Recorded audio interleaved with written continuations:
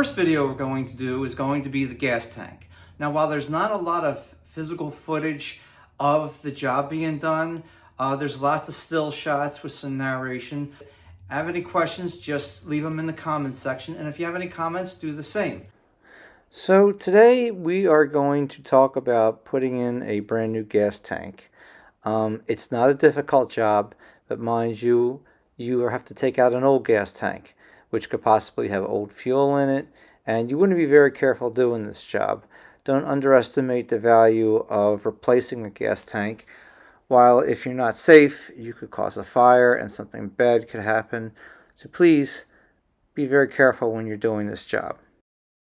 So one of the first things you're going to have to do is unbolt the old gas tank. And here we see a couple of the bolts that are part of the entire perimeter of the entire gas tank. And basically you just get them all out. It's not going to make anything move. It's sitting on a lip here. So that's very simple. Next, you're going to have to pull the snout off the back of the car and then pull the rubber hose that connects the snout to the opening in the gas tank. The next thing I did here was I drained the fuel from the connection rubber hose here, which takes the gas from the tube, which is hooked up to the float unit, to the tube that goes to your fuel pump. This is something that might be uncomfortable for some people. I drained it into another gas can and disposed of it at a recycling station. Once you have that drained, you can clamp off the rubber hose so that there's any leftover gas in there when you're pulling it out of the vehicle. You can drain that from the other end of where your snout goes on to your gas tank. And at that point, I pulled the whole tank out of the car and went about preparing the vehicle to put the new gas tank in. So when you get to the part where you're draining your fuel at the bottom, this is what's at the bottom of your gas tank. And this comes out to a rubber hose that goes to your fuel line in your carburetor. So basically, when you're draining your gas tank before you pull it out, you'll probably have it all come out of that little hose. And then before you pull the hose off, just because you might not get all the fuel out, I would take a clamp on the other end of that hose and just squeeze it down so it stays nice and sealed when you pull the gas tank out. And then this way you're able to drain the rest of it through the big opening on top, or even if you have a nice big drain pan, you could take this off once you pull the ring off and then just drain it right here. At this point, I basically just prepared the surface of the opening for the new fuel tank. I sanded everything down, made sure there's no rust, no holes, and then I just primered it.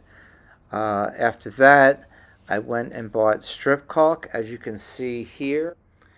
And basically, it's just a bunch of lines of black caulk that help you seal areas like this so you don't get any water in your trunk for any reason.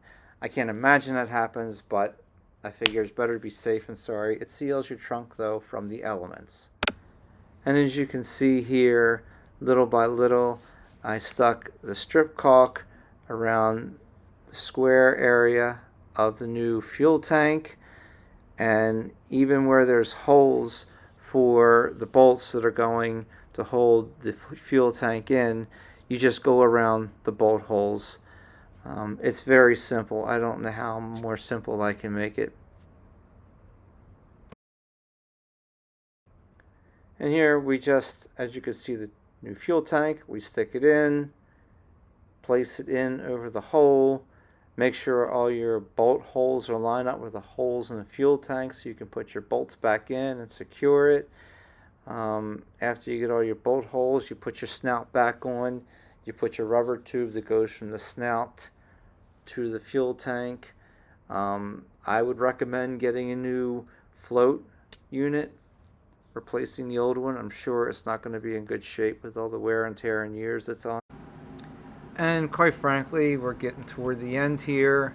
At this point, I crawl under the car, I hook up the new float, which I don't have video of me doing, but this is what the final part of it looks like. It's just sitting there.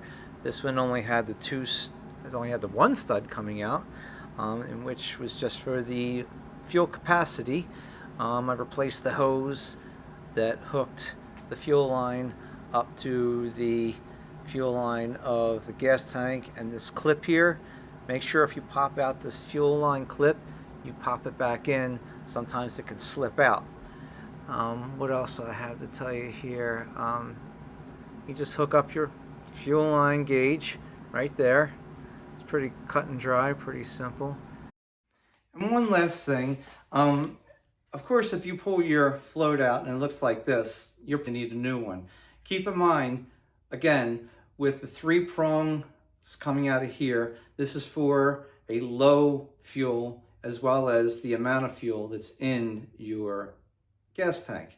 If you're lucky enough and it comes out looking like this, well, you don't need a new one. Please leave any comments or any thoughts you might have in the comments section. Please subscribe and let us know what you think. Thank you.